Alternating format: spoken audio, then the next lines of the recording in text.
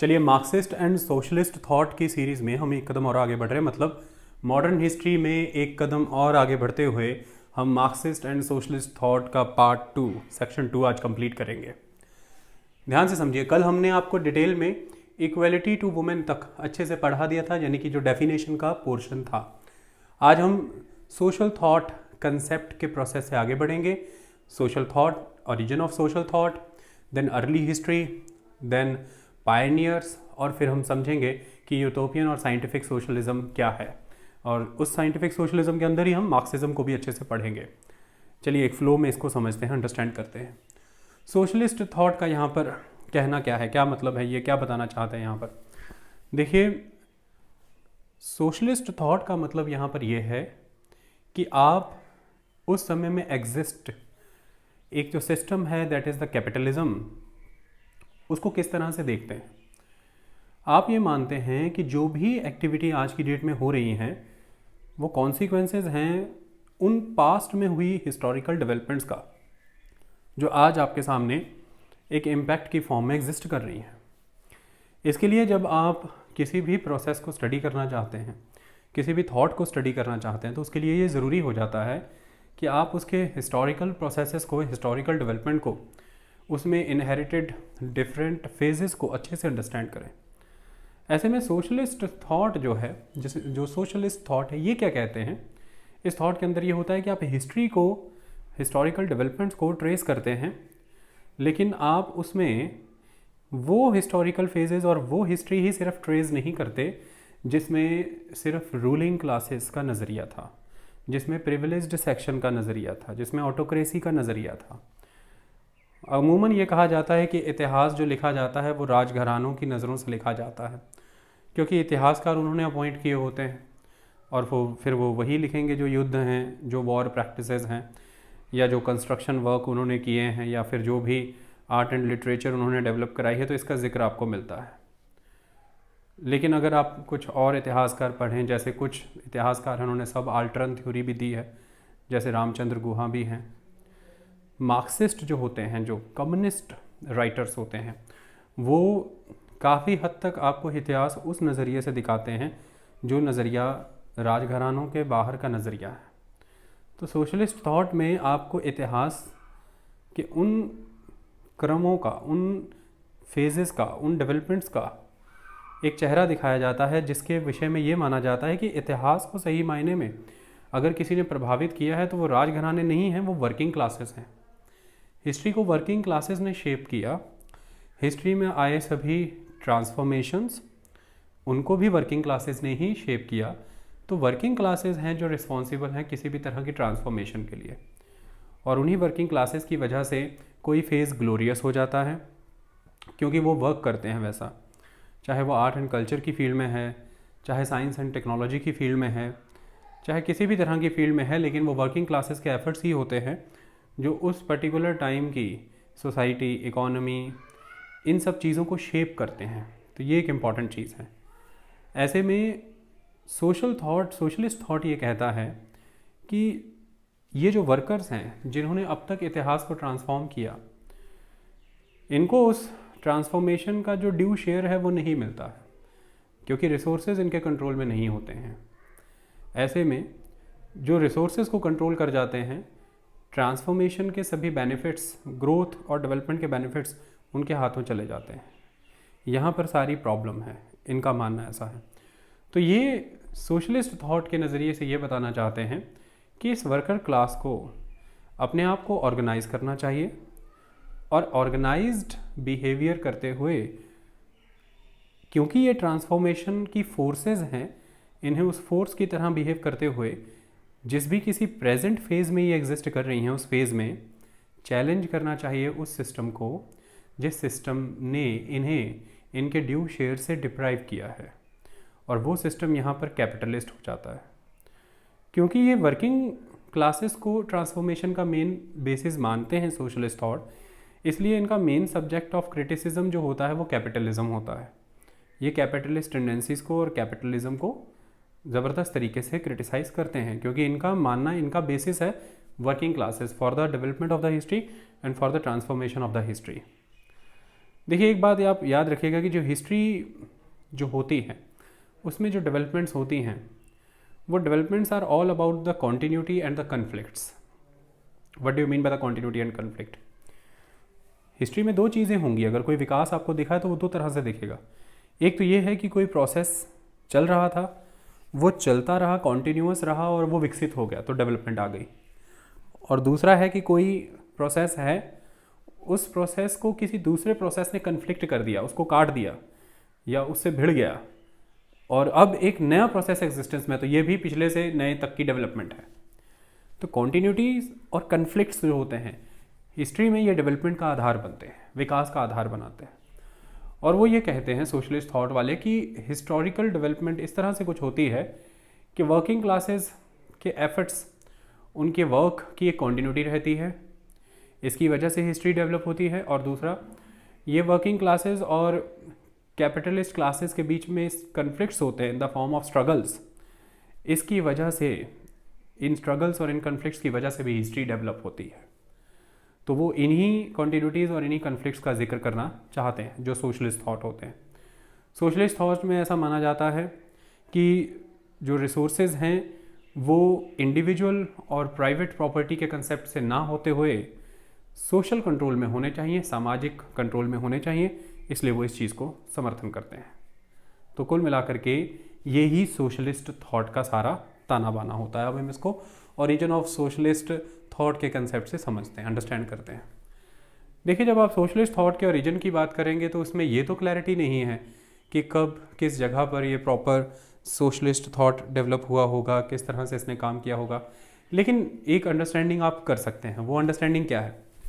देखिए जहाँ पर वो कंडीशंस एग्जिस्ट कर रही हैं जिन कंडीशन से आपको ऑब्जेक्शंस हैं, जिन कंडीशंस की वजह से एक्सप्लॉयटेशंस हैं, जिन्होंने क्लास के बीच में एक कन्फ्लिक्ट क्रिएट किया है, जिन कंडीशंस ने डेप्रिवेशंस क्रिएट किया है, नेचुरली उन्हीं कंडीशंस के अगेंस्ट ऑपोजिशन फोर्सेस जन्म लेंगी। ये एक इम्पॉर्टेंट चीज़ है।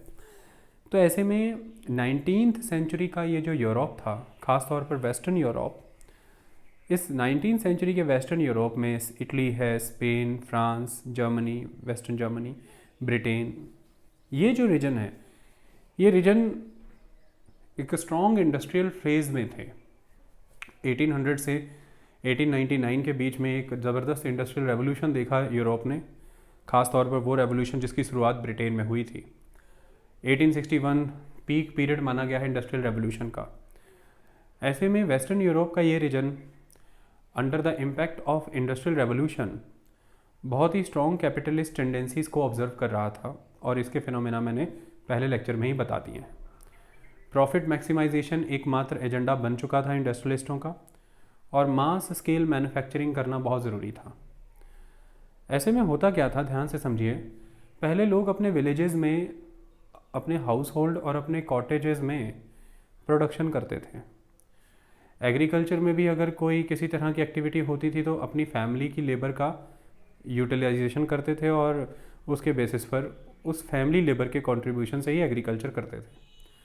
उसके बहुत पहले की बात करें रोमन कल्चर की, तो उस समय में ये होता था कि जिस भी किसी राज घराने को या राजा महाराजा को आप हराते हैं, उस क्षेत्र के लोगों को आप अपने कंट्रोल में करते हैं, तो वो आपके दास बन जाते हैं, वो आपके स्लेव बन जाते हैं, जो वॉर प्रिजनर्स आप लेकर के आते हैं। तो एक स्लेव का क्लास तो था। उसके बाद मिडेवल यूरोप की बात करें तो मिडेवल यूरोप में जब हम एंटर हुए, मिडेवल यूरोप में आपको बहुत ही माइटी नाइट्स नज़र आए। वो जो योद्धा क्रूसेड के लिए भी जाने गए हैं, जो यूरोप ने क्रिश्चियनिटी ने जो क्रूसेड किया है इस्लाम के ऊपर। लेकिन इस दौरान भी एक स्ट्रॉन्ग सर्फडम का दौर था। सर्फ्स एग्जिस्ट करते थे, मने कि दास ही थे वो एक तरह के। इसके बाद जो यूरोप था उसमें इंडिविजुअल प्रोडक्शन सिस्टम तो था, विलेजेस थे, विलेजेस में क्लोज्ड कम्युनिटीज़ थी और सभी लोग अपने अपने घर पे अपने अपने लेवल में अपनी फैमिली के इनपुट से प्रोडक्शंस करते थे। लेकिन जब इंडस्ट्रियल रेवोल्यूशन का दौर आया तो इसकी वजह से हुआ ये कि आपने मास प्रोडक्शन किया, किसी एक पर्टिकुलर साइट को चुन करके सभी रिसोर्सेज वहाँ पर गैदर करके लेबर का इनपुट वहाँ पे यूटिलाइज़ करना चाहा, तो आपने सब लोगों को एक साथ जोड़ा है। तो इंडस्ट्रियल रेवोल्यूशन ने एक ख़ास क्लास दी है पूरी दुनिया को, वर्किंग क्लास। तो वो जो फैक्ट्री है वो फैक्ट्री कई तरह से कई चीज़ों को जन्म देगी। एक तरफ तो वही फैक्ट्री जो है वो एक ज़रिया है मीन्स ऑफ प्रोडक्शन के तौर पर, जो वेल्थ जनरेट करेगी, जो रिसोर्सेज को प्रोसेस करेगी, मैन्युफैक्चर करेगी, और उसी फैक्ट्री से मैन्युफैक्चर्ड इन आर्टिकल्स को सेल करके उस फैक्ट्री का ओनर अपने लिए वेल्थ जनरेट करेगा और वो प्रॉफिट मैक्सिमाइज़ करना चाहेगा। लेकिन उसी फैक्ट्री में रिसोर्सेज पे वर्क करने के लिए आपको वर्कर चाहिए, लेबर चाहिए, तो एक लेबर क्लास का भी जन्म होगा और मास स्केल प्रोडक्शन उसी लेबर के कंट्रीब्यूशन से होगा। ऐसे में आपके पास यही एक तरीका बचता है कि आप ये कर सकते हैं कि जो भी प्रोडक्शन हो रही है उस प्रोडक्शन के ऊपर मैक्सिमम प्रॉफिट अगर आपको अर्न करना है तो आप ये कर सकते हैं कि आप अपने उन आर्टिकल्स की जो इनपुट कॉस्ट है उसे रिड्यूस करें। और उसे रिड्यूस करने का तरीका उस समय में कैपिटलिस्टों ने ये निकाला था कि उन्होंने लेबर कॉस्ट को रिड्यूस कर दिया, जिसके लिए लेबर से दुगना काम कराया जाता था, पैसे आधे दिए जाते थे। ऐसे में वही फैक्ट्री है जिसने एक क्लास को जन्म दिया, that is a labour class, और वही फैक्ट्री है जिसने एक फिनोमेना को भी जन्म दिया, that is the capitalist tendency, capitalism. तो ये जो इंडस्ट्रियल रेवोल्यूशन हुआ है पूरे के पूरे यूरोप में और ख़ास तौर पर ब्रिटेन में, ये एक बेसिस बना एक वेरी स्ट्रॉन्ग कैपिटलिस्ट सोसाइटी के लिए, और इसी की वजह से इसके नेगेटिव्स वेस्टर्न यूरोप में ही बहुत स्ट्रांगली इम्पैक्ट हुए हैं। और लगातार वेस्टर्न यूरोप में 18th सेंचुरी का ये जो दौर है, 18th सेंचुरी के इस दौर के दौरान कई तरह के pamphlets, journals, magazines, paper spread होने शुरू हो चुके थे जिसमें कैपिटलिज्म की नेगेटिव्स को बताया जाना शुरू हो चुका था। तो एक माहौल, एक एटमॉस्फेयर बनना शुरू हो चुका था जिसमें ये बताया जाता था कि भाई ये नेगेटिव एग्जिस्ट करते हैं, that is not good. In negatives की वजह से एक्सप्लॉयटेशन हो रहा है, और नेगेटिव्स में एक्सप्लॉयटेशन ही था, इनइक्वालिटीज़ थी, अनजस्ट सिस्टम ऑफ सोसाइटी था, इमोरल और इनह्यूमन सोसाइटी थी, जो मैंने कल आपको बताई। इस तरह से वेस्टर्न यूरोप जो है वो एक ब्रीडिंग ग्राउंड बना, ख़ास तौर पर फ्रांस, जहाँ पर आपको कई तरह के लिटरेचर मिलने शुरू हो जाते हैं जो कैपिटलिज्म के इनहेरिटेड डिफेक्ट्स को दिखाना शुरू कर दिए, जिसके अंदर अत्यधिक लूट मचाना, लोगों को इनह्यूमन कंडीशन में वर्क कराना, किसी तरह के फैक्ट्री लॉज या उन लॉज की पालना ना करना, किसी तरह से कोई सोशल सिक्योरिटी या सेफ्टी किसी को नहीं प्रोवाइड करना, इन बातों पर सवाल खड़े होने शुरू हो चुके थे। और कई इंडस्ट्रियलिस्ट ही थे, कई बर्ग्योइस क्लास के मेंबर ही थे जिन्होंने इन चीज़ों पर सवाल खड़े करने शुरू कर दिए थे। ये एक इम्पॉर्टेंट चीज़ है। अब यहाँ से ये प्रोसेस शुरू होगा और फिर ये बहुत आगे तक बढ़ेगा। इसमें बात क्या की जाती थी जब ओरिजिन हो रहा था, इसमें जिक्र क्या किया जा रहा था, इसमें किस तरह से चीज़ें प्रोड्यूस होती हैं, द मीन्स ऑफ प्रोडक्शन क्या है, वो किसके कंट्रोल में है, और उसे कोई भी चीज़ को प्रोड्यूस करने के लिए सोसाइटी में रिलेशनशिप कैसे फॉर्म हो रहे हैं, सोशल ऑर्गेनाइजेशन कैसी हो रही है, इस पर विवेचना की जाती थी, इस पर चर्चा की जाती थी, जिसमें सबसे इम्पॉर्टेंट था एम्प्लॉई और एम्प्लॉयर का रिलेशनशिप। इसके ऊपर डिस्कशन होता था कि रिलेशंस कैसे ऑर्गेनाइज हुए हैं, सोसाइटी ने खुद को ऑर्गेनाइज कैसे किया, एम्प्लॉई एम्प्लॉयर के बीच में कैसा सिस्टम इस्टेब्लिश्ड है। तो इसमें यह माना जाता था कि भाई जो प्रॉपर्टी ओन करता है, जिसके पास रिसोर्सेज की ओनरशिप है, वो वर्क नहीं करता लेकिन फिर भी वो रिच है। जो प्रॉपर्टी ओन करता है, जिसके पास सारे रिसोर्सेज हैं, यानी कि जो मीन्स ऑफ प्रोडक्शंस को ओन करता है, जैसे कि लैंड है, माइंस है, बैंक्स हैं, ये सारी चीज़ें एग्जिस्ट कर रही हैं, जो इनको फैक्ट्रीज़ हैं, जो इनको ओन कर रहा है, जिसका इनके ऊपर कंट्रोल है, वो वर्क नहीं करता है फिर भी रिच है। क्योंकि जो भी आर्टिकल्स यहाँ पर बन रहे हैं, जो भी एक्टिविटीज़ यहाँ पर की जा रही है, जो भी गुड्स या सर्विसेज प्रोड्यूस हो रही हैं, उनको जब मार्केट में बेचा जाएगा, उससे जो अर्निंग्स हैं, जो भी इनकम्स आ रही हैं, सरप्लस, वो सारी उसके पास जा रही हैं। तो वो उन्हें ओन करता है, उसके पास वो रिसोर्सेज हैं, वर्क नहीं करता है फिर भी वो रिच है। लेकिन जो लोग वहाँ पर वर्क कर रहे हैं, जो लोग दिन रात उस पर वर्क कर रहे हैं, उन मीन्स ऑफ प्रोडक्शन पे, उन रिसोर्सेज पे, वो वर्क करने के बाद भी पुअर है। तो जो नॉन वर्किंग है, रिसोर्स रिच है, रिसोर्स ओन करता है, वो रिच है। जो वर्किंग है, जो नॉन प्रॉपर्टीड है, जो रिसोर्स ओन नहीं करता है, वो पुअर है। ये पैराडॉक्स था एक। अमूमन कहानी ये होती है कि जो काम करता है वो रिच होना चाहिए, लेकिन यहाँ पे क्या हो रहा है कि जो काम नहीं कर रहा है वो by the dent of its property ownership वो रिच है, और जो काम कर रहा है क्योंकि उसके पास कोई रिसोर्स नहीं है, प्रॉपर्टी नहीं है, और वो उन गुड्स को जिन्हें वो प्रोड्यूस कर रहा है उन्हें वो अपने साथ ले जा करके बेच नहीं सकता है, इसलिए वो पुअर है, हालांकि प्रोड्यूस वो ही कर रहा है। ये एक इंपॉर्टेंट चीज़ है। इस तरह के बहुत सारे सवाल उस वक़्त में पैदा किए गए इस वेस्ट यूरोप में छप रही इन लिटरेचर और उन थिंकर्स के द्वारा कि भाई ये कैसा सिस्टम है कैपिटलिज्म का, इसे तो हमें ख़त्म करना पड़ेगा, इस पर सवालिया निशान लगा हुआ है, ये तो सिचुएशन पेरेनियली बनी रहेगी। कुछ लोगों ने सवाल दागे कि भाई आपको क्या समस्या है, क्योंकि जब भी कोई सिस्टम ऑफ प्रोडक्शन एक्टिविटी में आएगा, उस सिस्टम ऑफ प्रोडक्शन में अक्सर कुछ चीज़ें आपको देखने में आएंगी। जैसे एक चीज़ तो ये देखने में आएगी आपको कि भाई जो एंटरप्रेन्योर है, जो एक तरह का मालिक है, जो फैक्ट्री ओनर है, वो जो भी आर्टिकल्स प्रोड्यूस हो रहे हैं उन्हें बेच करके वो प्रॉफिट्स कमा रहा है, वहीं साइमल्टेनियसली जो लोग वर्किंग क्लास के तौर पर वहाँ पर वर्कर हैं उनको उनके वेजेस भी मिल रहे हैं। तो वर्कर को वेजेस मिल रहे हैं और जो ओनर है उसे उसकी प्रॉफिट्स मिल रहे हैं, तो आपको समस्या कहाँ पर है? तो वहाँ पर जो थिंकर हैं उन्होंने क्वेश्चन किया इस प्रकृति इस पद्धति के ऊपर। उन्होंने कहा कि भाई क्वेश्चन हमारा डाउट, हमारी प्रॉब्लम यहाँ पे है, सुनो ध्यान से। कहते हैं कि देखो, जब एक फैक्ट्री सेटअप लगा हुआ है, उस फैक्ट्री में जितने भी रिसोर्सेज आप ले आइए, फैक्ट्री अपने आप में एक रिसोर्सेज है, कोई भी रिसोर्स वेल्थ जनरेट नहीं करेगा और किसी भी रिसोर्स में कोई वैल्यू नहीं आएगी अनलेस अनटिल कि उसके ऊपर आकर के कोई काम ना करे, कोई वर्क ना करे। ये पहली चीज़ है। तो वहाँ पर हमें ज़रूरत लेबर की पड़ती है। अब वो कह रहे हैं कि ये जो लेबर ने काम किया है, ये लेबर ने भी अकेले काम करने से कोई आउटपुट नहीं दी। तो एक सिंगल पर्सन काम करके आउटपुट नहीं देगा, आपको एक लेबर क्लास अपॉइंट करके ऑर्गेनाइज करके काम कराना पड़ेगा। मतलब एक कलेक्टिव एफर्ट होता है सबका। आप एक इंडिविजुअल को उसने कितने घंटे काम किया उसके लिए उसके वेजेस दे देते हैं, लेकिन जब पूरी की पूरी लेबर क्लास अपने कलेक्टिव एफर्ट की वजह से एक गुड या एक सर्विस प्रोड्यूस करती है, उसकी मार्केट वैल्यू बिल्कुल अलग लेवल की होती है। वो जो मार्केट वैल्यू उस गुड्स या सर्विसेज ने फैच की है, क्या वो आपने एक तरह से ट्रांसफर की है उस पूरे कलेक्टिव एफर्ट्स ऑफ लेबर को? मतलब यहाँ पर जब बात लेबर की हो रही है ना, आप कभी भी इसे कंफ्यूज मत करना कि ये वहाँ पर बात किसी एक इंडिविजुअल वर्कर की हो रही है। यहाँ पर बात वर्कर की नहीं हो रही है, यहाँ पर बात लेबर की हो रही है। एक वर्कर अपनी लेबर प्रोवाइड करता है। सपोज करो कि मैं एक वर्कर हूँ, मैं यहाँ पर जो भी इस समय प्रोवाइड कर रहा हूँ, मैं अपनी लेबर प्रोवाइड कर रहा हूँ। तो वहाँ पर वो ये कह रहे हैं कि वर्कर को तो वेजेस दे दिया आपने, वर्कर को तो आपने सैलरी दे दी, लेकिन इन सभी वर्कर ने मिलकर के जो एक कलेक्टिव लेबर कंट्रीब्यूट की, उससे जो वो गुड्स एंड सर्विसेज बनी, उनकी जो एक फाइनल वैल्यू बनी थी मार्केट से, वो वैल्यू का वो ड्यू शेयर क्या इस लेबर को मिला?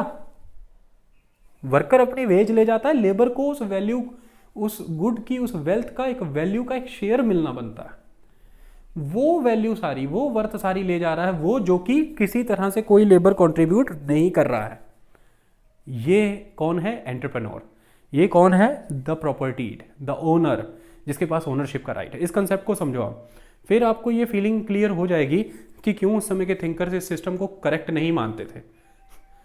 मैंने यहाँ पर 3 घंटे के लिए काम किया, आप मुझे 3 घंटे के लिए 1 घंटे के हिसाब से मान लीजिए कि आप मुझे 100 रुपया, 200 रुपया, 300 रुपया दे रहे हैं। मान लीजिए 3 घंटे मैंने काम किया तो 800-900 रुपया आपने दे दिया। मैंने अपनी ये जो वर्क किया है इसके आपने मुझे वेजेस दे दिए, लेकिन इस वर्क के बदले में, जो इस वर्क को करते हुए जो मैंने लेबर कंट्रीब्यूट किया है, जो मैंने ये लेक्चर आपको कंट्रीब्यूट किया है, इस लेक्चर की वजह से अगर मान लीजिए कि भाई किसी भी तरह से कोई ऑफिसर बनता है या किसी भी लेवल पर कोई सिलेक्शन होता है, इसकी जो एक वैल्यू बनती है, वो वैल्यू का एक शेयर उस लेबर को मिलना चाहिए जहां से वो लेबर आई है।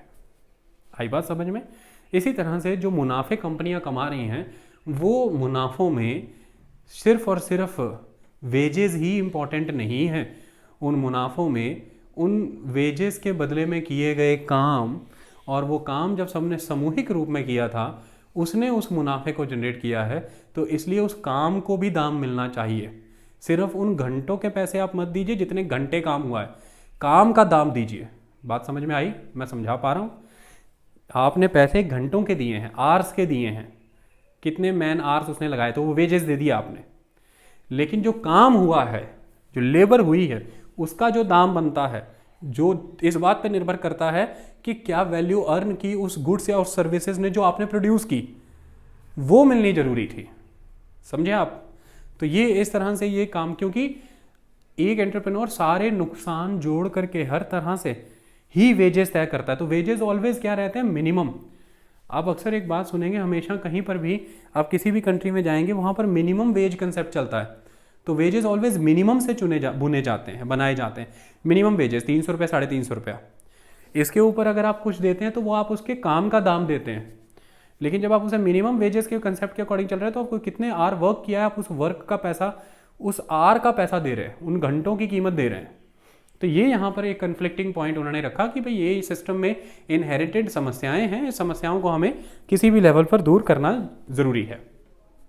यही चर्चाएं इस पूरे के पूरे वेस्टर्न यूरोप में चलती रहीं और यही एक आधार बन गया इस सोशलिस्ट थॉट के ओरिजिन का। अब कुछ चीज़ें आपको समझनी ज़रूरी हैं यहाँ पर। क्या ये अचानक से ही ये सोशलिज्म का थॉट आ गया, ये सोशलिस्ट कंसेप्ट आ गया? इसके पहले कोई सोशलिस्ट कंसेप्ट एग्जिस्ट नहीं करता था, सब कुछ एकदम वैक्यूम में चल रहा था। ये यकायक ही 19th सेंचुरी में सोशलिज्म आया और उसके पहले कुछ भी नहीं था। इस गुत्थी को भी सुलझाते हैं, इसको भी समझते हैं।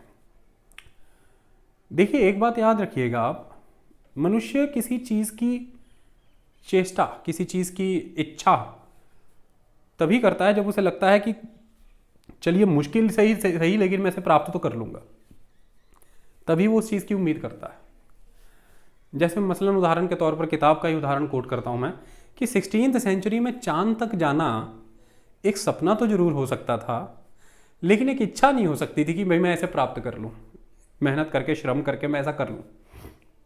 क्योंकि उस समय के level of science and technology, उस समय के लेवल ऑफ इंफ्रास्ट्रक्चर के मुकाबले वो तो इम्पॉसिबल था, वो एक सपना था। लेकिन 20th सेंचुरी में जब हम आए तो चांद पे जाना एक सपना नहीं था। साइंस एंड टेक्नोलॉजी का लेवल बदल गया, इंफ्रास्ट्रक्चर चेंज हो गया। ऐसे में अब आप अगर एफर्ट्स करते हैं तो फिर आप चांद पे जा सकते हैं। और फिर 20th सेंचुरी में हम चांद पे गए। लेकिन अब 20th सेंचुरी में हम चांद पे गए तो अब आप आगे से ये कह देंगे कि भाई हमने 16th सेंचुरी में क्यों नहीं कर लिया, हम 16th सेंचुरी में चांद पे क्यों नहीं गए ना, नहीं जा सकते थे। तब वो सपना था, आज ये एक इच्छा शक्ति है, जा सकते हैं। 300 साल का समय बीता इस दौरान। तो क्या डेवलप हुआ? साइंस एंड टेक्नोलॉजी डेवलप हुई, इंफ्रास्ट्रक्चर डेवलप हुआ, नए विज्ञान के क्षेत्रों में नया ज्ञान जुड़ा। इसी तरह से सोशलिज्म 19वीं सदी में दिखा है, वो एक अलग बात है, क्योंकि उस वक्त में माहौल था कि सोशलिज्म हो सकता है। क्यों था माहौल, वो मैं भी बताता हूँ। लेकिन सोशलिज्म की वजह से जो एंड रिजल्ट निकलता है वो है betterment of life. Betterment of the life का कंसेप्ट तब से है इस पृथ्वी पे जब से मैनकाइंड है। तो देखिए, बेटरमेंट डे 1 से है, बेटरमेंट का ख्याल भी डे 1 से ही है। लेकिन एक बात आपको बहुत अच्छे से समझनी होगी कि सोशलिज्म का कंसेप्ट जो है वो सिर्फ और सिर्फ हो ही तब सकता था जब कैपिटलिज्म हो। वो हो ही तब सकता था जब फैक्ट्री बेस्ड प्रोडक्शन हो। बिना फैक्ट्री सेटअप के, बिना मास प्रोडक्शन के सोशलिज्म का कंसेप्ट सफल नहीं हो सकता। तो ये देखिए, आप कहेंगे ये भी बड़ी कॉन्ट्राडिक्टरी सी चीज़ है। एक तरफ कह रहे हैं कि सोशलिज्म का मतलब है कि कैपिटलिज्म को ख़त्म कर देना, कैपिटलिस्ट स्ट्रक्चर को ख़त्म कर देना, प्राइवेट प्रॉपर्टी को ख़त्म कर देना, और दूसरी बात ये कह रहे हैं कि सोशलिज्म हो नहीं सकता जब तक कैपिटलिज्म ना हो, और फैक्ट्री सेटअप ही रिस्पॉन्सिबल है सोशलिज्म के लिए। ये मैं क्यों कह रहा हूँ, मैं अभी आपको समझाता हूँ। देखिए, जब सोशलिज्म की बात आती है तो आप क्या कहते हैं? आप ये कहते हैं कि सोशलिज्म ये मानता है कि सभी को better share in the resources मिलना चाहिए, सभी को ample supply of goods and services मिलनी चाहिए ताकि वो बेटर लिविंग स्टैंडर्ड अचीव कर सकें, सभी को इक्वल स्टेटस मिलना चाहिए, सभी को equal share of the wealth मिलना चाहिए।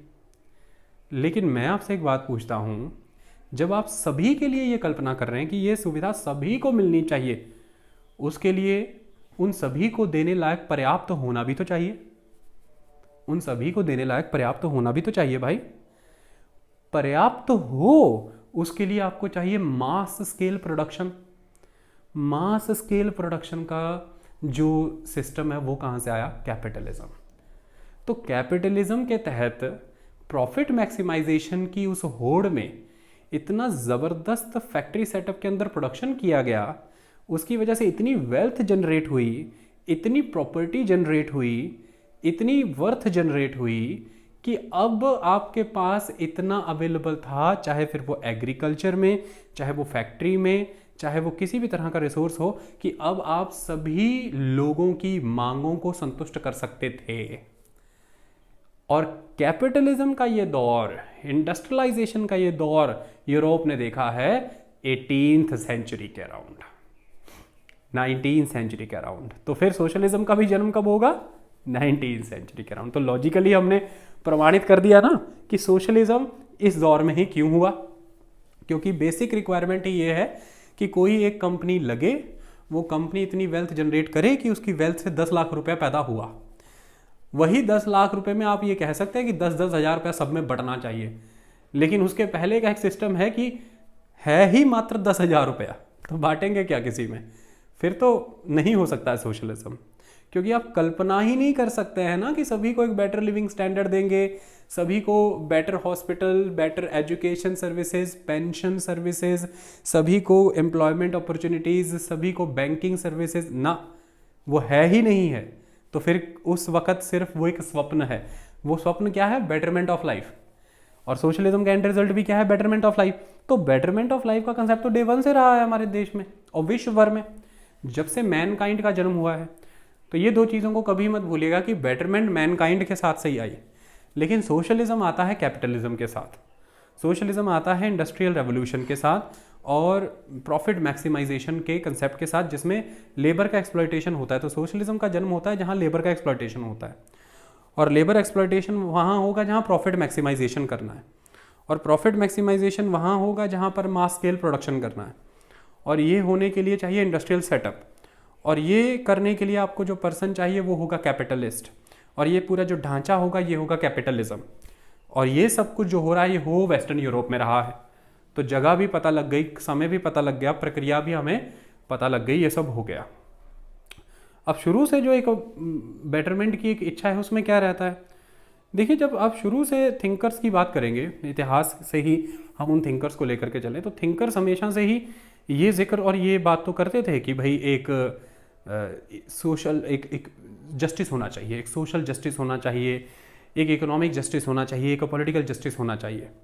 लेकिन उन थिंकर्स ने जब भी इस सोशल, इकोनॉमिक और पॉलिटिकल जस्टिस का जिक्र किया है, तो उन्होंने इस जस्टिस का जिक्र करते हुए हमेशा अपर क्लासेस को ही इस जस्टिस के एम्बिट में कवर किया, यानी कि ruling classes, educated classes, enlightened classes, business और मर्चेंट ट्रेडिंग क्लासेस, इनके बीच में एक इक्वलिटी, एक जस्टिस, एक समानता है, इसके कंसेप्ट तो पहले दिन से ही थे। जैसे प्लूटो का जिक्र किताब में किया गया है कि प्लूटो ने बात तो बहुत की है इक्वलिटी और बाकी चीज़ों पे, लेकिन उसने स्लेवरी पर कुछ नहीं बोला है। तो इसका मतलब इक्वलिटी और ये सारी चीज़ें ऊपर लेवल पे ही एग्जिस्ट कर रही थी किसी ना किसी स्केल के ऊपर।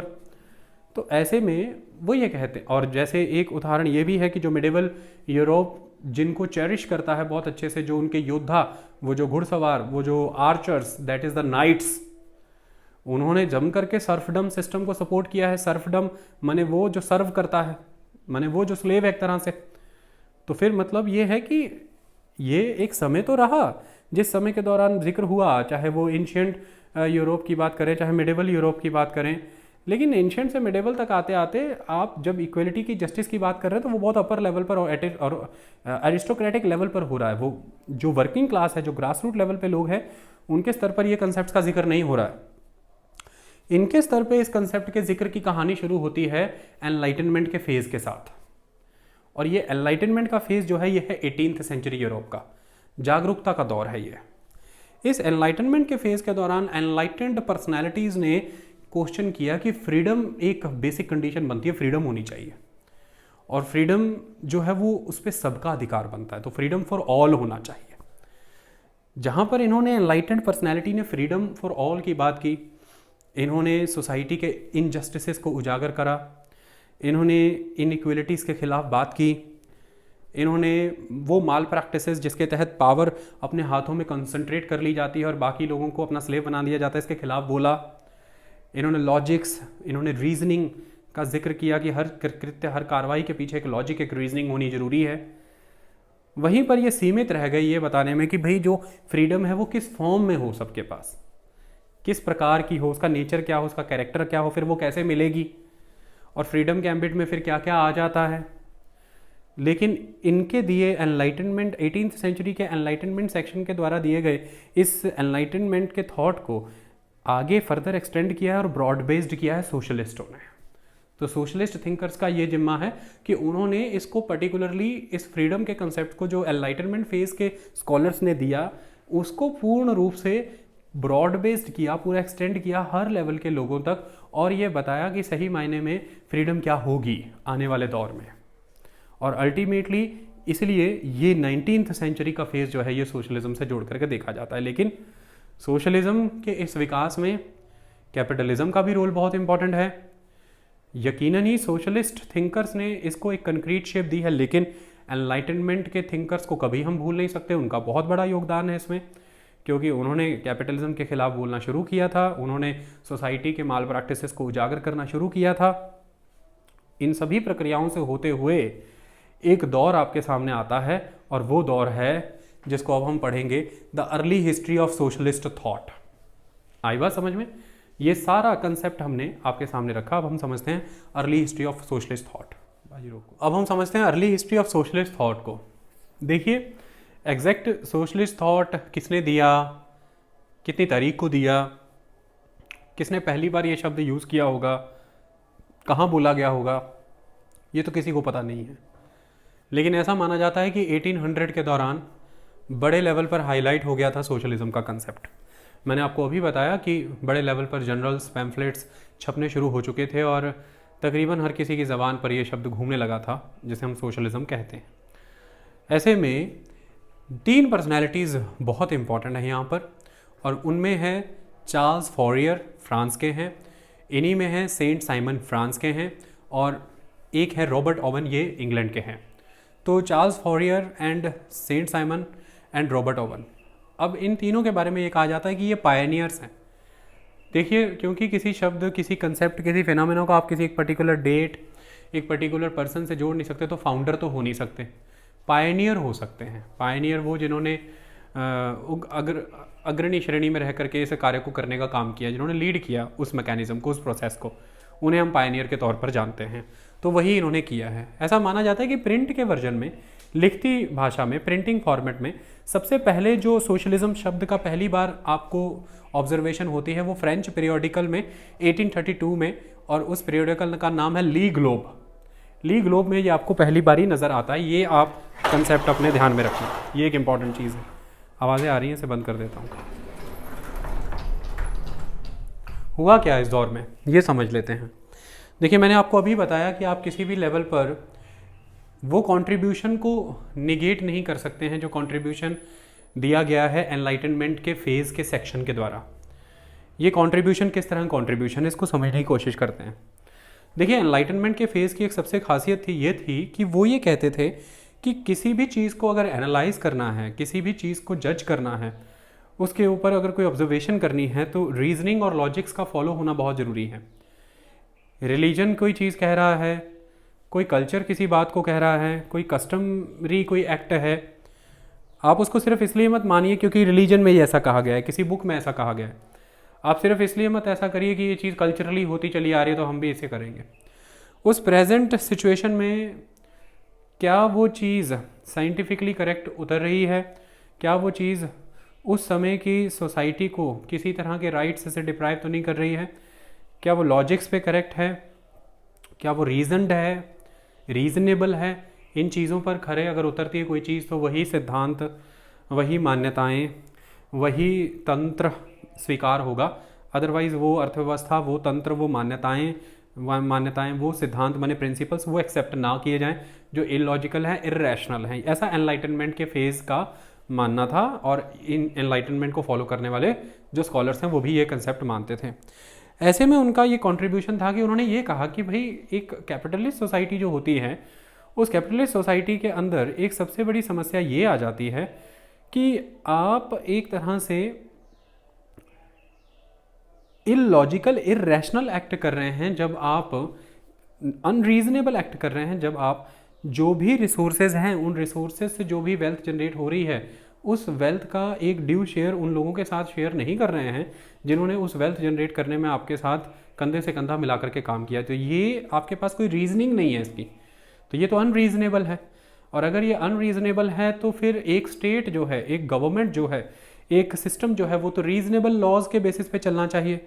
और रीजनेबल लॉज यही कहते हैं कि एक इक्वलिटी ऑफ द अपॉर्चुनिटी होनी चाहिए, इक्वलिटी बिफोर द लॉ होनी चाहिए, एक जस्ट एक ह्यूमन सोसाइटी होनी चाहिए, इस तरह का कंसेप्ट एग्जिस्ट करना चाहिए। ये एनलाइटनमेंट के फेज़ के इन राइटर्स का मानना था। अब यहाँ पर एक चीज़ आपको समझनी होगी, एनलाइटनमेंट के फेज़ के जो ये ऑथर्स थे, इन ऑथर्स के द्वारा ये जो इन स्कॉलर्स के द्वारा ये जो कंसेप्ट दिए गए, इसमें ये चीज़ मानी जाती थी कि भाई आपको एक जस्टिस प्रोवाइड करना है, एक इक्वलिटी प्रोवाइड करनी है। लेकिन यहाँ पर एक चीज़ समझिए, ये एक खास तरह की इक्वलिटी की बात कर रहे थे। वो इक्वलिटी कौन सी थी?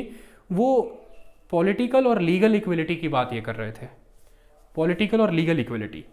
पॉलिटिकल इक्वलिटी का मतलब यहाँ पर ये है कि ये बात कर रहे थे कि जैसे आपको राजनीति में अधिकार सबको देने चाहिए, मतलब वोटिंग के राइट की बात आप मान लीजिए कि आप ये कह रहे थे, जैसे फ्रेंच रेवोल्यूशन हुआ था 1789 और उसमें यही माना जाता था कि भाई वोटिंग का एक राइट होना चाहिए, लोगों के पास अधिकार होने चाहिए, सरकार में हिस्सेदारी होनी चाहिए आम जनमानसों की भी।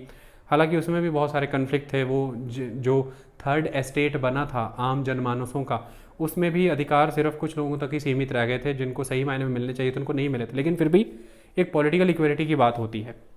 लीगल इक्वलिटी की बात होती है कि भाई कानून की नज़रों में सभी बराबर होने चाहिए, कानून का सबको बराबर लाभ मिलना चाहिए, एक जैसे दंड के लिए सभी को दंड अधिकार दंड प्रावधान सेम होने चाहिए। ये लीगल इक्वलिटी हो गई। लेकिन ये जो स्कॉलर्स हैं ये सोशल और इकोनॉमिक इक्वलिटी की बात नहीं कर पा रहे थे। सोशल और इकोनॉमिक इक्वलिटी की बात करता है सोशलिज्म।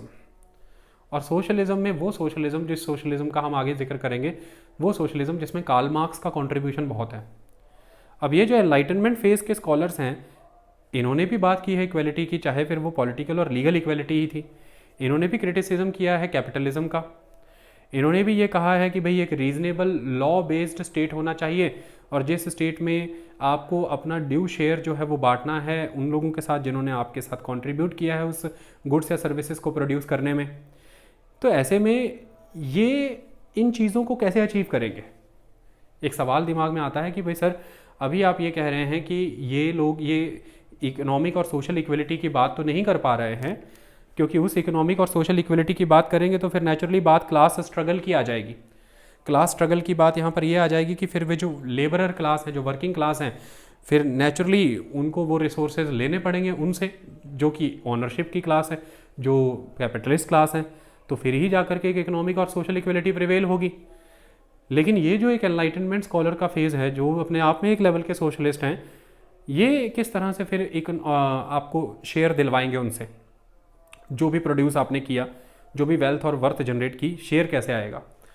उसके लिए ये कहते हैं कि ग्रेजुअल ट्रांसफॉर्मेशन होना चाहिए सोसाइटी का। और उस ग्रेजुअल ट्रांसफॉर्मेशन में वो ये मानते हैं कि जो एंटरप्रेन्योर है, जो ऑनर है, जो कैपिटलिस्ट है, उसका चेंज ऑफ हार्ट होना चाहिए, उसका हृदय परिवर्तन होना चाहिए। उसे धीरे धीरे ये समझना चाहिए कि ये एक अनजस्ट सिस्टम है। उसे ये समझना चाहिए कि ये अनरीजनेबल है, ये डिस्ट्रीब्यूशन ऑफ वेल्थ जो है इट इज़ अनरीजनेबल। उसे ये समझना चाहिए कि जब वो किसी से उसके वो वेल्थ के ड्यू शेयर को छीनता है तो ये फिर एक अनजस्ट सोसाइटी हो जाएगी और ये एक्ट उसका इमोरल है। ये उसे समझ आएगा with the passage of time. और जब वो ये समझेगा, उसको समझाने के लिए कुछ कार्य करने पड़ेंगे और वो कार्य ये होंगे कि हम लगातार प्रोपेगेंडास करेंगे, हम लगातार एक्सपेरिमेंट्स करेंगे, हम लगातार पैम्फलेट, जर्नल्स और इन किताबों के माध्यम से लोगों के बीच में प्रचार करेंगे, इन्फॉर्मेशन डिसैमिनेशन करेंगे। और हम ये जो स्टेट हमारे सामने एग्जिस्ट कर रहा है कैपिटलिस्ट, इस कैपिटलिस्ट स्टेट के ऊपर डीप स्टडीज़ करेंगे। और डीप स्टडीज़ करने के साथ साथ हम इसके सिर्फ और सिर्फ नेगेटिव्स को आइडेंटिफाई ही नहीं करेंगे, हम ये भी कोशिश करेंगे कि नेगेटिव्स को हम बदलें। और उसको बदलने के लिए हम अपने मॉडल्स जनरेट करेंगे कि हम कैसी सोसाइटी इस्टेब्लिश करना चाहते हैं, अकॉर्डिंग टू वी कैसा एक समाज हो। तो देखिए, इन एनलाइटनमेंट फेज़ वाले सोशलिस्ट थिंकर्स जो थे, इन्होंने एक लेवल पर उस समय के कैपिटलिस्ट समाज के ऊपर अध्ययन भी किया। अध्ययन के साथ साथ इन्होंने उनकी कमियों को उजागर भी किया। अध्ययन और कमियों को उजागर करने के साथ साथ जो इनका एक बड़ा योगदान ये रहा कि ये उस हालात को बदलना भी चाहते थे और उसको बदलने के लिए इन्होंने कई प्रक्रियाओं को अपनाने का कार्य किया। इन्होंने प्रोपेगेंडास करने शुरू किए, इन्होंने एक्सपेरिमेंट करने शुरू किए, इन्होंने अपने एक्शन से के थ्रू खुद से, इनमें से कुछ तो खुद इंडस्ट्रियलिस्ट भी थे, उनकी खुद भी फैक्ट्रियाँ थी, इन्होंने अपने एक्शंस के थ्रू कई तरह के एक्सपेरिमेंट्स कर करके दिखाए लोगों को कि अभी लोगों का हृदय परिवर्तन हो जाए। लेकिन इन्होंने जो सारी फोर्स है वो बहुत मॉरल फोर्स का इस्तेमाल लिया और इन्होंने पूरी कोशिश की कि भाई कैपिटलिस्ट खुद ही जो है अपना हृदय परिवर्तन कर ले, और जब वो इस तरह से हृदय परिवर्तन हो जाएगा तो सब कुछ ठीक हो जाएगा। यानी कि ये तो एक ऐसा कल्पना का समाज है, एक ऐसा कल्पना का देश है, ऐसा कल्पना का तंत्र है जिसमें सब कुछ बहुत बेहतर है। तो ये तो एक तरह का यूटोपियन सोसाइटी हो गई। तो इसलिए ये सोशलिज्म रियलिज्म से परे था थोड़ा, ये साइंटिफिक नहीं नज़र आता था। क्योंकि देखिए कुछ एंटरप्रेन्योर अपना सिस्टम बदल लेंगे, कुछ एंटरप्रेन्योर का चेंज ऑफ हार्ट हो जाएगा, लेकिन इससे पूरी की पूरी सोसाइटी और सिस्टम तो नहीं चेंज होगा। और वो जो सोसाइटी और सिस्टम है जिसके कोर में प्राइवेट प्रॉपर्टी एग्जिस्ट कर रही है, जिस प्राइवेट प्रॉपर्टी के बेसिस पर ये सारी एक्सप्लॉयटेशंस हो रही हैं, उसको आप क्वेश्चन नहीं कर रहे हैं। अगर आपने उसको क्वेश्चन भी कर दिया तो उसको ख़त्म करने की बात आप नहीं कर पा रहे हैं। तो जब तक वो तंत्र का जो बेस है, जो उसकी धुर्री है, जो उसका स्तंभ है, वही खत्म नहीं होगा तो वो तंत्र अपने आप में ख़त्म नहीं होगा। ऐसे में कुछ लोगों को आप एक्सपेरिमेंट के माध्यम से, प्रोपेगेंडास के माध्यम से, अपने मॉडल्स के माध्यम से परिवर्तित कर भी देंगे, उनका चेंज ऑफ हार्ट हो भी जाएगा, उसका लाभ नहीं होगा क्योंकि बड़े स्तर पर समाज बदलेगा नहीं। वह ढांचा वहीं का वहीं खड़ा रहेगा, वह तंत्र वहीं का वहीं खड़ा रहेगा। क्योंकि जिनका गुड अच्छी दिशा में चेंज ऑफ हार्ट हुआ है, कल को ऐसा हो सकता है उनके वंशजों का या उनका खुद का फिर से वापस से उसी दिशा में चेंज ऑफ हार्ट हो जाए जिस दिशा में वो आए थे, कि अब आज के बाद हम कोई फिलेंथ्रोपिक एक्ट नहीं करेंगे। तो जो इनके क्रिटिक्स हैं वो ये कहते हैं कि एक फिलेंथ्रोपिक सोसाइटी नहीं चाहिए जिसमें कि भाई हर कोई बहुत ही फिलेंथ्रोपिस्ट है और सबके लिए अपनी इच्छा से, अपने विवेक से कार्य करना चाहता है। वो ये कहते हैं कि इसमें बड़े लेवल पर डिस्ट्रीब्यूशन ऑफ वेल्थ इस बात पे टिक जाएगी कि भाई एंटरप्रेन्योर कैसा है, उसकी खुद की मॉरल वैल्यूज़ क्या है, उसकी इंडिविजुअल अप्रोच वर्कर को लेकर के क्या है। ऐसे में कुछ इंडस्ट्रियलिस्ट हैं, उनकी इंडिविजुअल अप्रोच लेबर को लेकर बहुत अच्छी होगी, लेकिन कुछ हैं जो उनकी अप्रोच अच्छी नहीं होगी। हो सकता है वो प्रॉफिट की दिशा में ही सोचे। तो फिर आप कैसे एक्सपेक्ट कर सकते हैं इस समाज के अंदर कि सब एक ही सोच के होंगे, सबका एक साथ ही चेंज ऑफ हार्ट हो जाएगा और एक दिन ग्रेजुअली सारी सोसाइटी बेस्ट और बेटर हो जाएगी? ये नहीं हो पाएगा। इसके लिए तो ज़रूरी ये है कि हर कोई बंधा महसूस करे, हर कोई बाउंड महसूस करे कि उसे करना ही सही पड़ेगा, और वो तब होगा जब एक सिस्टम ही वो प्रिवेल कर जाएगा, दैट इज़ सोशलिस्ट, और एक स्टेट ही वैसा बन जाएगा, दैट इज़ सोशलिस्ट स्टेट, और एक कंसेप्ट ही आ जाएगा, दैट इज़ सोशलिज्म। और वो जो होगा वो साइंटिफिक सोशलिज्म कहलाएगा, क्योंकि वो एक प्रैक्टिकल स्टेट की बात कर रहा है, एक प्रैक्टिकल सेट ऑफ रूल्स की बात कर रहा है, प्रैक्टिकल रीऑर्गेनाइजेशन ऑफ सोसाइटी की बात कर रहा है। तो it is practical, it is outcome oriented, it is result oriented. If there will be some causes then there will be genuine effects. तो कॉज एंड इफेक्ट का कंसेप्ट का बात कर रहा है वो साइंटिफिक है, लेकिन ये एक्सपेक्टेशन की बात कर रहे हैं, ये उम्मीद लगा रहे हैं, ये चेंज ऑफ हार्ट की बात कर रहे हैं, ये ग्रेजुअल ट्रांसफॉर्मेशन की बात कर रहे हैं, ये सारी चीज़ों का जिक्र जब ये कर रहे हैं तो ये यूटोपियन हो जाते हैं। ये उन कैपिटलिस्टों को ये समझाना चाहते हैं कि जो मनुष्य है, जो इकोनॉमी है, जो पॉलिटिकल स्टेट है, जो सोसाइटी है, ये हिस्ट्री के कई फेजेस को पार करते हुए डेवलप होकर के आज आपके पास आकर के खड़ा है। इसमें कई तरह के फेजेस हैं और उन फेजेस में कई तरह के राइज एंड डिक्लाइन हैं। ऐसे में ये उन कैपिटलिस्ट को समझा रहे हैं कि कैपिटलिज्म एक फाइनल और परमानेंट स्टेज नहीं है। इस स्टेज को एक पॉइंट पे जाकर के ख़त्म होना ही है, ब्रेक होना ही है। It is not the final and the permanent stage. और जब इस स्टेज को एक पॉइंट पर जाकर के ख़त्म होना ही है तो क्यों नहीं आप इसे टाइमली ट्रांसफॉर्म कर देते, अपना चेंज ऑफ हार्ट करके, जिससे आप भी उखाड़ करके ना फेंक दिए जाए, तो क्लास स्ट्रगल को अवॉइड किया जाए। तो ऐसे में ये इस फॉर्मूले को फॉलो करने की बात कर रहे हैं। तो ये हो गए यूटोपियन सोशलिस्ट। इन यूटोपियन सोशलिस्ट की कैटेगरी में ही इन्हें गिना जाता है, जैसे चार्ल्स फॉरियर को, सेंट साइमन को और रॉबर्ट ओवन को। इसमें हम समझने की कोशिश करते हैं कि सेंट साइमन का कहना क्या था। सेंट साइमन यहाँ पर ये कहते हैं कि भाई दो तरह की क्लासेस एग्जिस्ट कर रही हैं, एक आइडल प्रोपराइटर्स हैं और एक वर्किंग इंडस्ट्रियलिस्ट हैं। अब यहाँ पर इनके जो अप्रोच है उसकी लिमिट कैपेसिटी मतलब लिमिटेड कैपेसिटी नज़र आएगी आपको जब आप इसका अध्ययन करेंगे। वो कैसे होगा, ध्यान से समझिए। सेंट साइमन ने वर्किंग इंडस्ट्रियलिस्ट को जब काउंट किया तो उस वर्किंग इंडस्ट्रियलिस्ट के अंदर इन्होंने वर्कर को, पीजेंट को और जो उस फैक्ट्री का, उस इंडस्ट्री का जो मालिक है उसको भी कंसिडर किया। वर्किंग इंडस्ट्री मतलब इसने वर्कर सेगमेंट में हर किसी को ही एंटर कर दिया। मालिक भी वही है और उस फैक्ट्री का वर्कर भी वही है, दोनों एक ही कैटेगरी में डाल दिए गए, वर्किंग इंडस्ट्रियलिस्ट। अब इससे प्रॉब्लम क्या हो गई कि सेंट साइमन आइडेंटिफाई ही नहीं कर पाए कि there is a class struggle, there is a class conflict. जो मालिक है, जो ऑनर है, उसकी एक क्लास है और वर्कर की अपनी एक क्लास है। लेकिन जब आप इस तरह से उनको कंसिडर करते हैं कि एक तरफ आपने वर्किंग इंडस्ट्रियलिस्ट, तो यहाँ पर आपने बेसिस बना लिया इंडस्ट्रियलिस्ट को और बेसिस बनाया वर्किंग, मतलब ये वर्कर जो काम कर रहे हैं और ये जो सेक्टर है वो है इंडस्ट्री, सेगमेंट है इंडस्ट्री। यहाँ पर आपने लिख लिया प्रोपराइटर्स, यहाँ पर आप बताना चाहते हैं मलिकाना हक के माध्यम से कि मलिकाना हक, और जो मलिकाना हक रखते हैं वो कौन है, they are non working, they are very idle, they are very stagnant, they are very static. तो आप देखिए कैसे कंपेयर कर रहे हैं, आइडल से कंपेयर कर रहे हैं वर्किंग को, आइडल से कंपेयर कर रहे हैं वर्किंग को, ये आइडल है, ये वर्किंग है। तो यहाँ पर आपने कौन काम कर रहा है, कौन नहीं काम कर रहा है, इसमें परिभाषित कर दिया। और दूसरा प्रोपराइटर, इधर इंडस्ट्रियलिस्ट है। प्रोपराइटर माने कि जिसके पास ज़मीनी हक है, जिसके पास प्रॉपर्टी का राइट है, जिसके पास ऑनरशिप वेस्टेड है। और इंडस्ट्रियलिस्ट का मतलब यहाँ पर मीन्स ऑफ प्रोडक्शन ले लिया आपने, क्योंकि इंडस्ट्री ये क्या है, एक तरह का मीन्स ऑफ प्रोडक्शन है। और फिर वर्किंग क्लास को उससे जोड़ दिया आपने। आपका कैटेगराइजेशन ही गलत था, आप आइडेंटिफाई नहीं कर पाए रियल थिंग। क्योंकि जब आप इस कैटेगरी में जाएंगे तो वर्किंग में फिर जो एक है वो है वर्कर, दैट इज लेबरर, और एक उसी वर्किंग में है दैट इज द ओनर।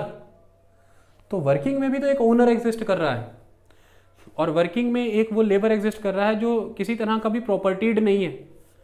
तो इस वर्किंग के अंदर भी एक प्रोपराइटर है और इस वर्किंग के अंदर एक नॉन प्रोपराइटर है। तो एक प्रोपराइटर नॉन प्रोपराइटर को जब आप एक कैटेगरी में क्लब कर देंगे तो भी तो फिर आप इन दो कैटेगरी का कंपैरेटिव एनालिसिस करते हुए इस पर्टिकुलर कैटेगरी के अंदर जो कंपैरिजंस होते हैं उनके साथ जस्टिस नहीं कर पाएंगे। इस तरह की गलतियां आपसे हुई, इसलिए आप क्लासेस के डिफरेंट कन्फ्लिक्टिंग इंटरेस्ट को आइडेंटिफाई नहीं कर पाए। क्लासेस के बीच में जो कन्फ्लिक्टिंग इंटरेस्ट हैं आप उन्हें आइडेंटिफाई नहीं कर पाए और इसी की वजह से आप क्लास स्ट्रगल का कभी भी जिक्र नहीं कर पाए। और यही एक कारण है कि आप विफल रहे ये जानने में कि भाई जो समस्या है इस समय के उस पर्टिकुलर यूरोप की, उस पर्टिकुलर स्टेट की, वो समस्या ये है कि एक्सप्लॉयटेशन हो रहा है वर्कर का। आपने ये तो कह दिया कि एक्सप्लॉयटेशन, कैपिटलिज्म का जन्म ही इस आधार पर होता है कि वो एक लेवल पर वर्कर का एक्सप्लॉयटेशन होता है, ठीक है, ये तो आपने कह दिया। लेकिन क्या फ़ायदा आपके इस बात को कहने का जब आपने एक्सप्लॉयटेशन का बेसिस ही आइडेंटिफाई नहीं किया। एक्सप्लॉयटेशन का बेसिस यहाँ पर ये हो जाता है कि सरप्लस रिसोर्सेज का जन्म कहाँ से हो रहा है, आपने इस प्रोसेस को आइडेंटिफाई नहीं किया। सरप्लस रिसोर्सेज का जन्म हो रहा है जब आप किसी से एक्स्ट्रा वर्क करा रहे हैं बिना पैसा दिए, और ये जनरेटेड सरप्लस रिसोर्स का डिस्ट्रीब्यूशन कैसा हो रहा है, आपने इस पर भी विचार नहीं किया। इसका डिस्ट्रीब्यूशन ऐसा हो रहा है कि ये सरप्लस रिसोर्सेज, सरप्लस वेल्थ सारी की सारी कंसंट्रेट हो रही है ऑनर के पास, प्रॉपर्टी के पास, और वर्कर को कुछ नहीं मिल रहा। तो ना तो आपने सरप्लस रिसोर्सेज के जन्म लेने के प्रक्रिया के ऊपर फोकस किया, ना आपने उस सरप्लस रिसोर्सेज के डिस्ट्रीब्यूशन की प्रोसेस के ऊपर ध्यान दिया, और इन दोनों के ही कोर में खड़ी थी प्रॉपर्टी। तो प्रॉपर्टी के एबोलिशन की आपने बात नहीं की कि प्रॉपर्टी का राइट एबोलिश होना चाहिए, क्योंकि आप मानते ही नहीं थे कि एक तरह से प्रॉपर्टी एक तरह का अब्यूज़ है। हाँ, आप ये मानते थे कि प्रॉपर्टी का मिसयूज़ हो सकता है, प्रॉपर्टी का मिसयूज़ हो सकता है, इसके लिए चेंज ऑफ हार्ट होना जरूरी है इंडस्ट्रियलिस्ट का, ताकि आगे जा करके चीज़ें ठीक रहें। इनके फॉलोअर आने वाले समय में जो हैं उन्होंने प्रॉपर्टी राइट को ख़त्म करने की बात की, उन्होंने प्लान्ड डेवलपमेंट लाने की बात की कि भाई 5 ईयर प्लानिंग होनी चाहिए, उन्होंने ये कहा कि भाई वर्कर की जो एबिलिटी है उसके अकॉर्डिंग उसे पे करना चाहिए। ये बातें उन्होंने की हैं इनके फॉलोअर्स ने बाद में आकर के। लेकिन तब भी आपको एक बात का ख्याल रखना है कि उस पॉइंट पे जा कर के भी सरप्लस रिसोर्स के जनरेशन और सरप्लस रिसोर्स के डिस्ट्रीब्यूशन की थ्योरीज के ऊपर ये वर्कआउट नहीं कर पाए। मतलब ये सही मायने में नहीं समझ पाए कि भाई क्लास कन्फ्लिक्ट कहाँ पर एग्जिस्ट कर रहे हैं। उसका मैं कारण बता देता हूँ। देखिए, ये जो एक दौर था ना, इस दौर में इन यूटोपियन सोशलिस्टों को, जो कि एनलाइटनमेंट के स्कॉलर्स का एक वर्ग है, इन यूटोपियन सोशलिस्टों को यहाँ पर दिक्कतें आ रही थी कि इनके सामने कैपिटलिज्म का एक फेज़ तो प्रत्यक्ष था, एग्जिस्ट कर रहा था, और इन्हें उसमें तो ये नज़र आ रहा था कि उसके क्या क्या नेगेटिव्स हैं। तो उन नेगेटिव्स को तो इन्होंने डिस्कस किया, लेकिन एक सबसे बड़ी समस्या इनको ये नज़र आ रही थी कि इनको ये पता ही नहीं चल रहा था कि इस पर्टिकुलर सिस्टम को चेंज करने के लिए एक अल्टरनेटिव सिस्टम कौन सा दिया जाए।